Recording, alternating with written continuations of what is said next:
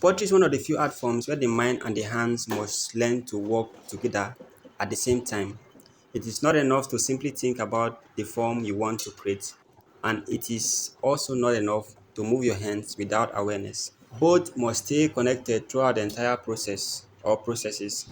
The moment one becomes disconnected from the other, the clay immediately responds. When working on the wheel, your hands are constantly receiving information from the clay. They feel the moisture, the thickness, the pressure, the speed of rotation, and even the smallest imbalance in the form. At the same time, your mind is processing all of these details, making adjustments, controlling movement, and predicting how the clay will respond next. This continuous interaction trains coordination in a very unique way. One thing pottery teaches quickly is focus. If your attention drifts, even briefly while throwing, the clay often shifts with it. You have to agree that with me. A cylinder may wobble, the walls may become uneven, or the entire piece may collapse. Because of this, pottery naturally trains concentration and presence. Your hands learn precision, while your mind learns stillness and awareness. Over time, repetition begins to build what many potters call muscle memory. Certain movement becomes instinctive. The pressure needed to center the clay, the rhythm of pulling walls, the timing for trimming or for attaching handles. But even though the hands begin to remember these actions physically, the mind remains deeply involved.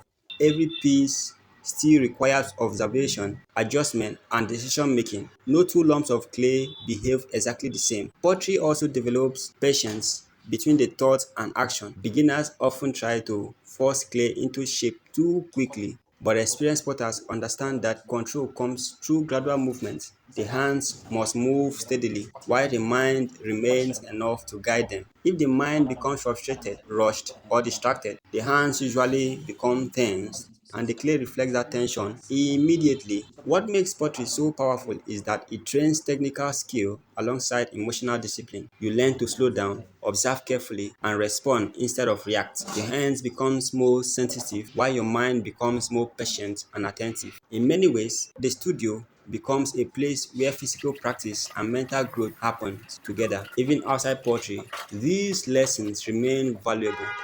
The coordination, patience, focus, and discipline through the clay often begins to influence everyday life. You become more aware of process, more comfortable with gradual improvements, and more understanding of relationship between effort and outcome. This is why pottery feels deeper than simply making objects. Every section on the wheel is also training the person behind the work. The hands becomes more skilled, but the mind changes too, becoming calmer, sharper, and more connected to the process itself.